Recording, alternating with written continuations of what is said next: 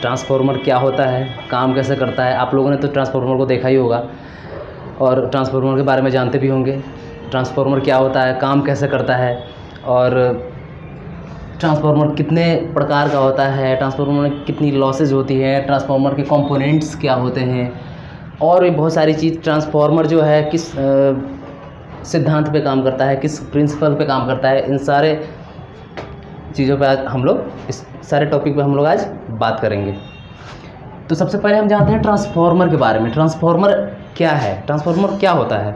जो ट्रांसफार्मर है, हम उसको अगर दो पार्ट में बांटें तो हमें एक ट्रांस मिलता है, दूसरा फॉर्म मिलता है। तो हमें कहीं ना कहीं इस बात से पता चलता है कि हाँ ट्रांसफार्मर क्या होता है।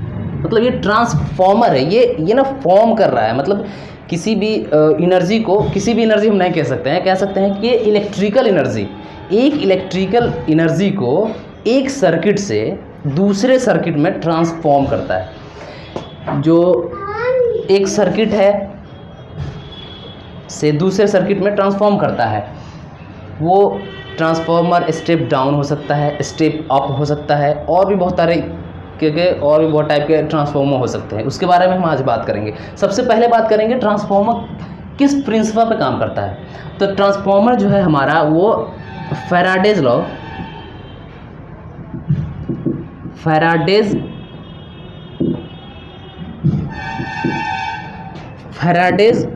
लॉ के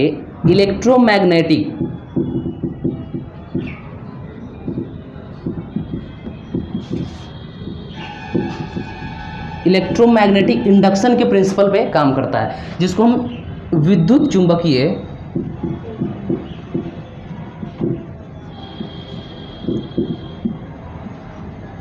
प्रेरण कहते हैं। विद्युत चुंबकीय प्रेरण कहते हैं। अब ये इलेक्ट्रोमैग्नेटिक इंडक्शन क्या होता क्या है। फैराडेज ने कौन कौन सा लॉ दिया था, फैराडेज ने क्या लॉ दिया था। तो फैराडेज ने दो लॉ दिए। पहले लॉ में उन्होंने कहा, पहले लॉ में फैराडेज ने ये कहा कि यदि किसी करंट कैरिंग कंडक्टर, कहने का मतलब जिसमें करंट पास कर सकता है, वैसा मटेरियल जिसमें करंट पास कर सकता है, तो वैसे करंट कैरिंग कंडक्टर को अगर किसी मैग्नेटिक फील्ड में डालते हैं, तो उसमें एक ईएमएफ प्रोड्यूस होता है। ईएमएफ, इलेक्ट्रोमोटिव फोर्स, एक ईएमएफ जनरेट होता है, और साथ में एक करंट भी डेवलप होता है। करंट के बारे में हम बात करें, पहले ईएमएफ के बारे में बात करते हैं। तो एक ईएमएफ जनरेट होता है, ये हमारे फैराडेज ने पहले लॉ में कहा। और दूसरा लॉ में इन्होंने क्या कहा कि जो ये ईएमएफ इंड्यूस्ड होगा, वो ईएमएफ को बेसिकली हम ई से डिनोट करते हैं। जो ईएमएफ होगा वो डायरेक्टली प्रोपोर्शनल होगा rate of change of flux के, मतलब डी फाई बटा डी टी। फाई हम फ्लक्स को डिनोट करते हैं, फ्लक्स को जो है हम फाई से डिनोट करते हैं।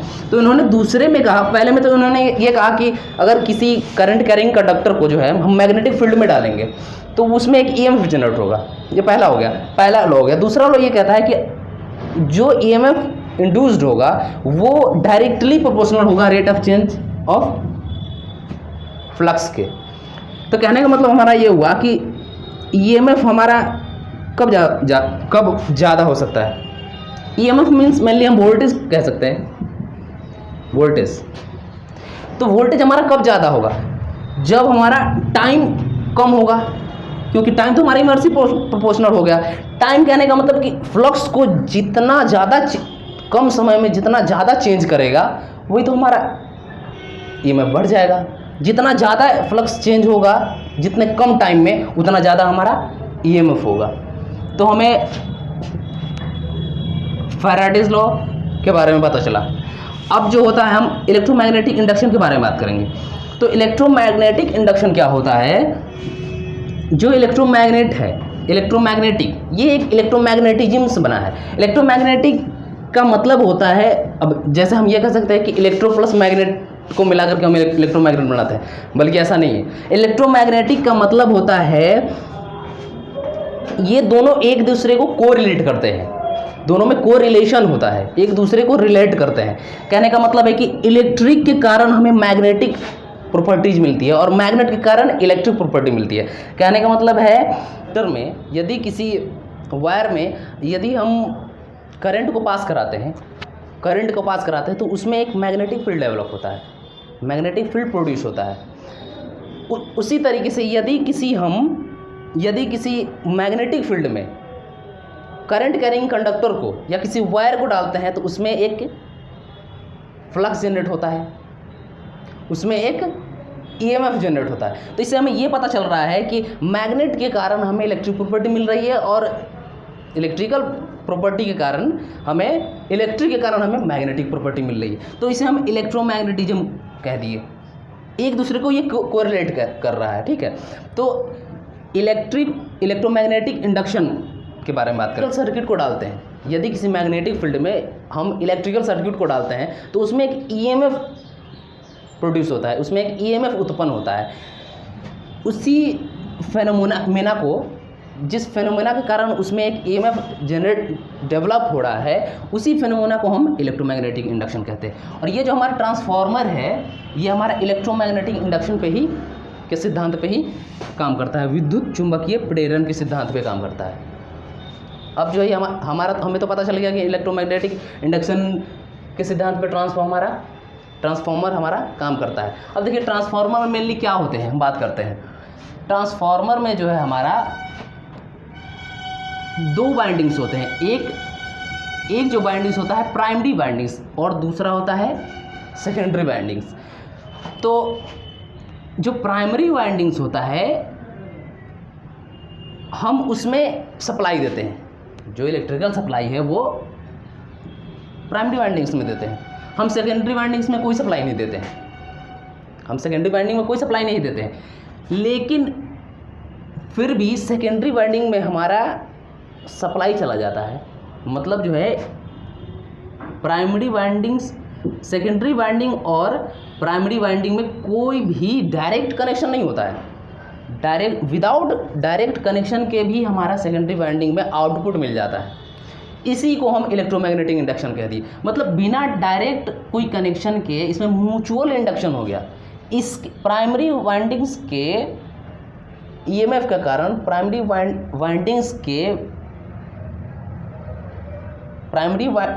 वाइंडिंग्स के ईएमएफ के कारण जो है हमारा सेकेंडरी वाइंडिंग्स में आउटपुट आ जाता है, ईएमएफ जनरेट हो जाता है। उसी को हम जो है म्यूचुअल इंडक्शन कह दिए। तो हमें म्यूचुअल इंडक्शन समझ में आ गया कि म्यूचुअल इंडक्शन क्या होता है। विदाउट डायरेक्ट कॉन्टेक्ट के हमें जो है एक ईएमएफ मिला, उसे हम म्यूचुअल इंडक्शन कह दिए।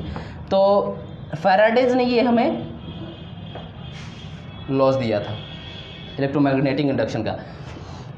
अब इसमें क्या है, ट्रांसफार्मर में जो है वो कोड होते हैं, ये जो है हमारे कोड हैं, लेमिनेटेड कोर, लेमिनेट होते हैं, एक दूसरे से चिपके हुए होते हैं, वो लेमिनेट होते हैं। वो एक पट्टी सी होती है, स्ट्रिप सी बनी होती है। ठीक है, तो और इसके ये जो है हमारा फ्लक्स है, ये जो फ्लक्स है हमारा कोर में, जो लेमिनेटेड कोर होता है उसमें फ्लक्स जो है वो डेवलप होता है। तो प्राइमरी वाइंडिंग्स के कारण सेकेंडरी वाइंडिंग में जो है हमारा ईएमएफ डेवलप हो जाता है, आउटपुट मिल जाता है हमें। ठीक है, तो हमें क्या समझ में आ गया, ये एक कोर होता है। ठीक है, तो ये जो कोर बना होता है ये एक सॉफ्ट आयरन का कोर होता है, सॉफ्ट आयरन का कोर होता है। सॉफ्ट हम क्यों देते हैं, सॉफ्ट आयरन का कोर हम इसलिए बनाते हैं क्योंकि इसमें लॉसेस कम हो। जो अभी हम आगे लॉसेस के बारे में बताएंगे, बहुत सारे लॉसेस होते हैं, eddy current losses iron losses में आता है, आयरन लॉसेस होता है, कॉपर लॉसेस होते हैं, और बहुत सारे लॉसेस होते हैं, और भी बहुत सारे लॉसेज होते हैं जिनके बारे में हम अभी आगे बात करेंगे। तो ये हमारा हो गया ट्रांसफार्मर का वर्किंग। इस तरीके से वर्क करता है। हम प्राइमरी वाइंडिंग में सप्लाई देते हैं, प्राइमरी वाइंडिंग के इलेक्ट्रोमैग्नेटिक इंडक्शन के कारण, म्यूचुअल इंडक्शन के कारण सप्लाई सेकेंडरी वाइंडिंग में पहुंच जाता है विदाउट कोई डायरेक्ट कनेक्शन के। ठीक है, फैराडे ने यही कहा था कि इलेक्ट्रोमैग्नेटिक इंडक्शन हमारा तो यही कह रहा है कि हम जब इलेक्ट्रिकल सप्लाई दे रहे हैं प्राइमरी वाइंडिंग्स में, तो उसमें जो है एक ईएमएफ डेवलप हो जा रहा है, ठीक है, क्योंकि जो हम सप्लाई दिए, ये सप्लाई दिए प्राइमरी वाइंडिंग में, तो उसके कारण एक मैग्नेटिक फील्ड जनरेट हुआ है। यहाँ पे मैग्नेटिक फील्ड जो है बना। मैग्नेटिक फील्ड जो है वो सेकेंडरी वाइंडिंग्स में जो है एक प्राइमरी वाइंडिंग में हम सप्लाई दिए, तो उसके कारण जो फ्लक्स डेवलप हुआ वो हमारा सेकेंडरी वाइंडिंग में पहुंच जाता है, जिससे हमें ट्रांसफार्मर का आउटपुट मिल जाता है। ये ट्रांसफार्मर कई तरीके के हो सकते हैं, कई टाइप के हो सकते हैं, स्टेप अप और स्टेप डाउन। हम आगे स्टेप अप और स्टेप डाउन के बारे में बात करेंगे। कोर बेसिस पे हम देखेंगे तो हमारा दो तरीके का होता है core transformer, core type, shell type transformer. अब कोर टाइप ट्रांसफार्मर और सेल टाइप ट्रांसफार्मर में क्या डिफरेंस है? जो कोर टाइप ट्रांसफार्मर हमारा होता है उसमें जो हम वाइंडिंग्स करते हैं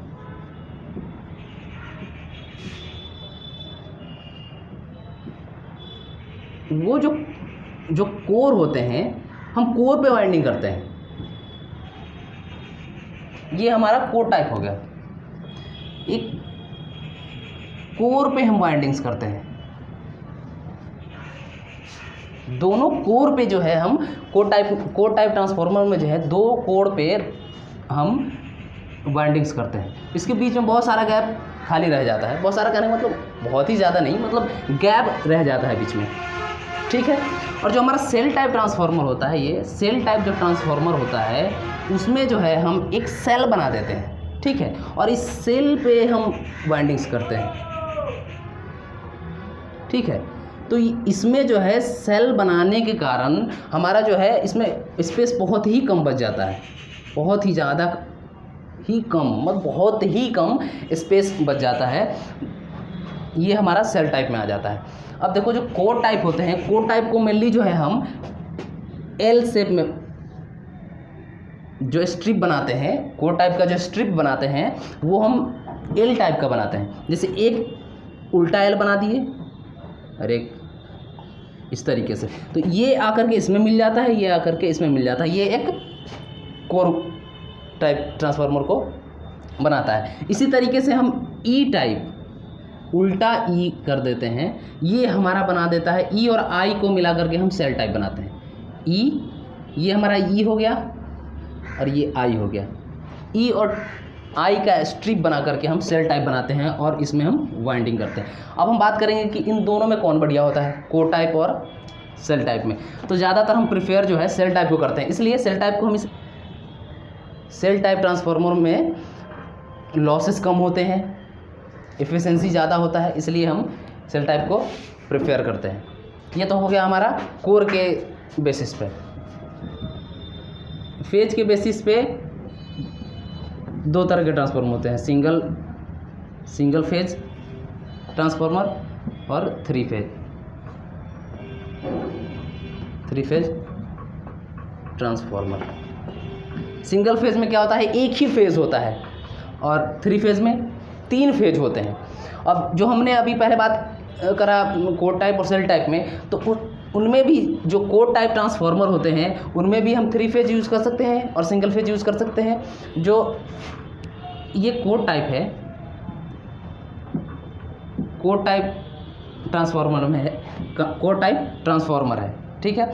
तो इसमें जो है हमारा सिंगल फेज हो सकता है, ये हमारा सिंगल फेज ट्रांसफार्मर है। अगर इसमें हमको 3 फेज बनाना होगा तो हम क्या करेंगे, इसमें हम, ये हो गया हमारा 3 फेज, ठीक है। सेल टाइप ट्रांसफार्मर में जो है, जो हमारा सेल टाइप ट्रांसफार्मर होता है उसमें 3 फेज बनाने के लिए हमें इस तरीके से चलना पड़ता है।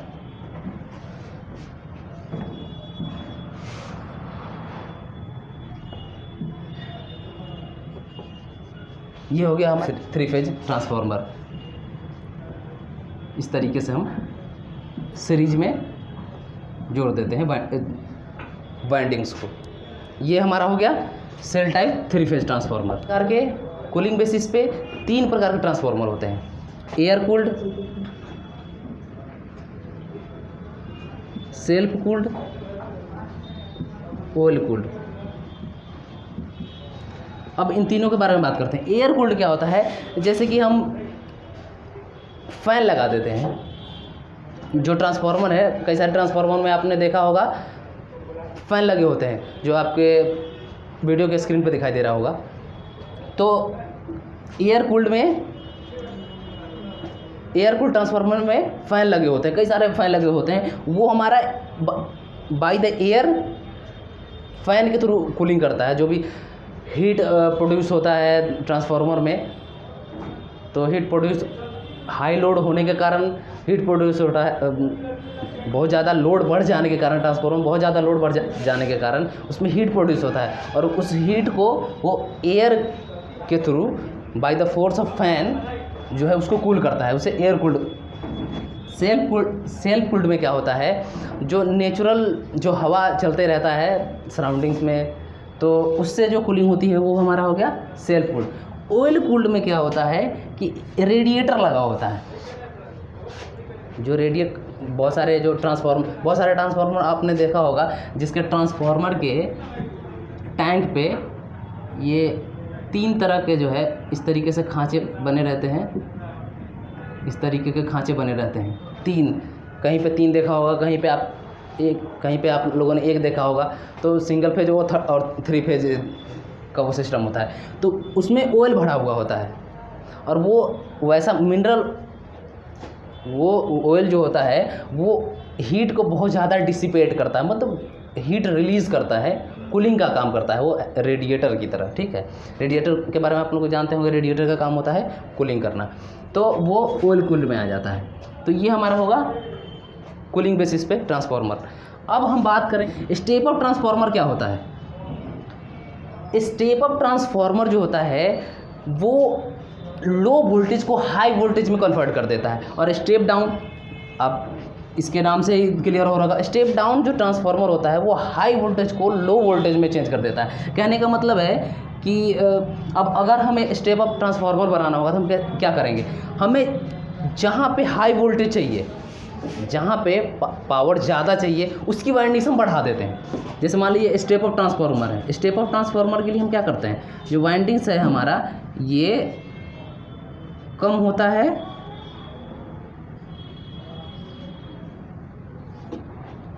इनपुट वाइंडिंग जो होता है, इनपुट की जो वाइंडिंग्स होती है वो कम होती है आउटपुट के वाइंडिंग से। मतलब कहने का मतलब ये है कि जो जिस साइड हमें ज़्यादा आउटपुट चाहिए उधर की वाइंडिंग ज़्यादा होती है, मतलब हाई वोल्टेज, जिस साइड वोल्टेज हाई होता है उस साइड जो है हमारा वाइंडिंग्स ज़्यादा होता है। और दो वाइंडिंग्स के बीच में क्या होते हैं, इंसुलेटर लगे होते हैं, आपको पता है।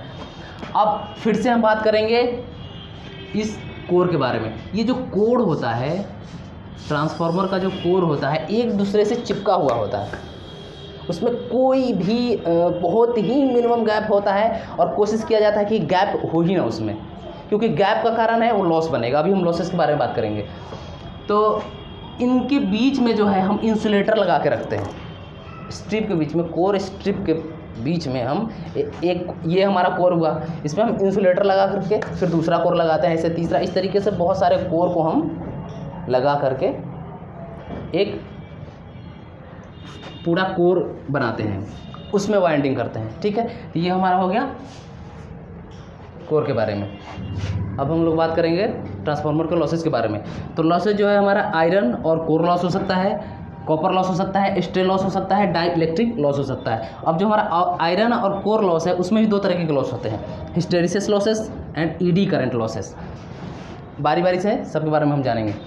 जो आयरन लॉस होता है, आयरन या कोर लॉस होता है, वो इस कोर की बात कर रहे हैं, जो इस कोर में जो ये सॉफ्ट आयरन का बना होता है, सॉफ्ट आयरन का जो कोर बना होता है, इसमें लॉसेज होता है। इसमें हिस्टेरिसिस लॉसेज और eddy current losses. Eddy current, सबसे पहले हम एडी करंट लॉसेज के बारे में बात करेंगे। जो एडी करंट होता है वो क्या होता है, एक भंवर धारा होता है, भंवर धारा की बात करते हैं। एडी करंट क्या होता है, जो हमारा कोर है, कोर के बीच में अगर थोड़ा भी गैप बच जाए, मतलब अगर गैप बना, गैप का मतलब है एडी करंट लॉस, गैप कहने का मतलब है एडी करंट लॉस, इसीलिए हम जो है इसमें बहुत ही कम गैप देते हैं।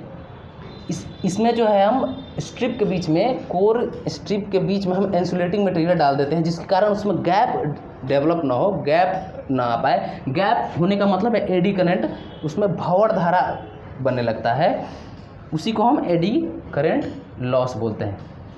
ठीक है, तो इसमें ना जैसे ही गैप बनेगा, जो हमारा कोर होता है, कोर के बीच में गैप बनने से पोल क्रिएट होने लगता है, पोलरिटी डेवलप हो जाती है, जिसके कारण करंट बनना शुरू हो जाता है।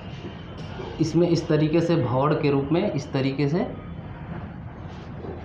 जो है भंवर धारा उत्पन्न होने लगती है, जिसे हम एडी करंट, और इससे जो हीट लॉस होता है इस एडी करंट के कारण, इस करंट के कारण, करंट का मतलब है हीट,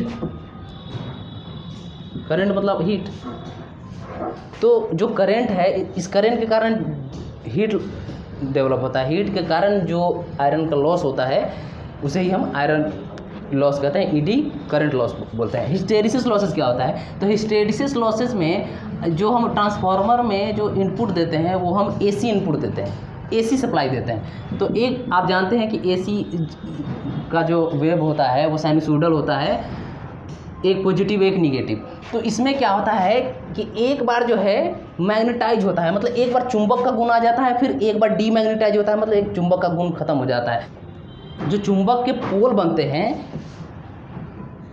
NS, जो पोल बनते हैं, तो मैग्नेटाइज होने के कारण इनका जो है ना पोल चेंज होते रहता है। कभी कभी ओरिएंटेशन इनका ऐसे हो जाता है, SN NS, इस तरीके से हो जाता है। ठीक है, तो जब ये मैग्नेटाइज होते हैं तो फिर इनका पोल इस तरीके से हो जाता है। तो मैग्नेटाइजेशन एंड डीमैग्नेटाइजेशन के कारण इनमें जो लॉस होता है वो हमारा हिस्टेरिसिस लॉसेस कहलाता है। पता चला। अब हम कॉपर लॉस की बारे में बात करते हैं।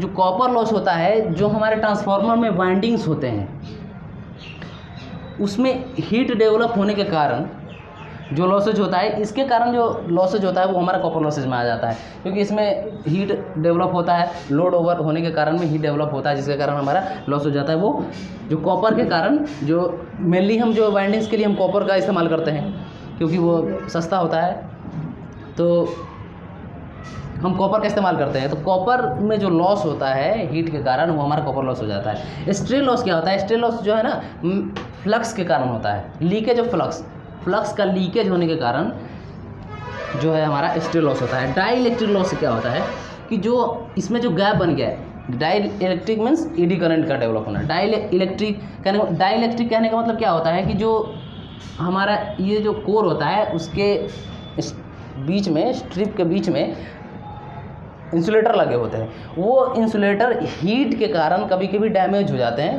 मतलब वो डैमेज हो जाते हैं, जिसके कारण जो है ना वो डाई इलेक्ट्रिक लॉस हो जाता है। एक डाई इलेक्ट्रिक बन जाता है, उसमें एक करंट बन जाता है, और करंट जो है वो हीट प्रोड्यूस करता है, उसके कारण जो लॉस होता है वो हमारा डाई इलेक्ट्रिक लॉस आ जाता है। हमारा कोर है, कोर के बारे में हम आपको बता दिए कि जो ये है आयरन कोर होता है, सॉफ्ट आयरन कोर होता है। तो हमारा कोर, ये हमारा कोर के बारे में पता चलेगा। वाइंडिंग्स, जो हम वाइंडिंग करते हैं, प्राइमरी और सेकेंडरी वाइंडिंग करते हैं कोर पे, जो हम प्राइमरी और सेकेंडरी वाइंडिंग करते हैं, कॉपर की वाइंडिंग करते हैं, उसे हम वाइंडिंग कहते हैं। इंसुलेशन क्या होता है? जो इंसुलेशन होता है वो स्ट्रिप के बीच में जो हम इंसुलेशन करते हैं, जिस लॉसेस को बचाने के लिए वो हमारा इंसुलेशन होता है। और भी इंसुलेशन हम कहते हैं कि हमें गैप नहीं देना होता है। जो ट्रांसफार्मर होता है उसमें किसी तरीके का गैप नहीं, तो जितना कम गैप होगा उतना कम लॉसेज होगा। तो उस गैप को भरने के लिए हम पेपर या कॉटन या कभी कभी ऑयल का भी इस्तेमाल करते हैं, इंसुलेटिंग ऑयल का, मिनरल ऑयल का इस्तेमाल करते हैं, वो सारे इंसुलेशन में आ जाते हैं। तो ये इंसुलेशन हो गया। हमारा टैंक के बारे में, जो हमारा बॉडी होता है, जो बाहर से हम देख पाते हैं, जो टैंक होता है, जो बाहर से जो हम बॉडी देख पाते हैं, वीडियो के स्क्रीन पे आपको आ रहा होगा, वही हमारा टैंक होता है। अब हम बसिंग की बात करेंगे, टर्मिनल और बसिंग। आपने देखा होगा ट्रांसफार्मर जो है, ट्रांसफार्मर के ऊपर में 1 या 3 तरीके की, इस तरीके की जो है इस तरीके की आपको दिखाई देता होगा। यही हमारा बसिंग होता है। ये इंसुलेटर होता है जो काला काला कलर का आपको दिखाई देता है, वो हमारा बसिंग होता है। ट्रांसफार्मर ऑयल, जो ट्रांसफार्मर में हम इंसुलेशन के लिए, कई ट्रांसफार्मर में जो है हम लोग इंसुलेशन के लिए ऑयल का इस्तेमाल करते हैं। मिनरल ऑयल होता है, जनरली वो इंसुलेटिंग ऑयल होता है। हम उसको भर देते हैं क्योंकि वो एडी करंट डेवलप ना कर सके। और भी ऑयल भरने का और भी कारण है, हम आगे बताएंगे आपको। ब्रीदर होता है, ये जो ब्रीदर होता है एक तरीके से ये मॉइस्चर को एलिमिनेट करता है। मॉइस्चर को जो है ट्रांसफार्मर के अंदर जो है मॉइस्चर जो डेवलप होता है उसको ये एलिमिनेट करता है। क्योंकि अगर मॉइस्चर हमारे ट्रांसफार्मर में रहेगा तो उसके कारण जो हमारा कॉपर की वाइंडिंग्स है उसमें कॉन्ट्रैक्शन और एक्सपेंशन होने लगेगा, जिसके कारण जो है इसमें लॉसेज बढ़ जाएगा। ठीक है, तो ये हमारा ब्रीदर का इस्तेमाल इसलिए करता है। रेडिएटर एंड फ़ैन, जो रेडिएटर और फ़ैन होता है उसका हम यूज जो है कूलिंग के लिए करते हैं। अभी हमने आपको इससे पहले बताया था रेडिएटर के बारे में। एक्सप्लोजन वेंट क्या होता है? एक्सप्लोजन वेंट जो होता है वो एक तरीके का सेफ्टी होता है। ये एक सेफ्टी होता है कि जब भी ट्रांसफार्मर में लोड बढ़ जाता है, लोड बढ़ने के कारण उसमें हीट बढ़ जाता है, तो ये एक एग्जिट पॉइंट है। एक्सप्लोजन वेंट जो है वो एक एग्जिट पॉइंट है कि जब भी अगर ऐसा सिचुएशन आ जाए कि वो ब्लास्ट होने वाला होता है, जब उसका लोड बढ़ जाता है, लोड बढ़ने के कारण बहुत ज़्यादा जब हीट हो जाता है तो जो उसमें का ऑयल हो वो गर्म हो जाएगा, तो ब्लास्ट भी हो सकता है। तो उसके लिए एक वेंट बनाया जाता है जो एग्जिट होता है। अगर ब्लास्ट होने का नौबत आएगा तो वो वहीं से एग्जिट हो जाएगा, वहाँ से तेल निकल जाएगा। कई बार आपने देखा होगा कि ट्रांसफार्मर जो है वो ब्लास्ट हो जाता है, तो वो वही है। तो इस तरीके से आपने देखा ट्रांसफार्मर कैसे काम करता है और ट्रांसफार्मर में किस तरीके के लॉसेज होते हैं, ट्रांसफार्मर के कंपोनेंट के बारे में आपने देखा। तो ये सारे जो है हमारे ट्रांसफार्मर के बारे में था। आई होप कि आपको वीडियो अच्छा लगा होगा।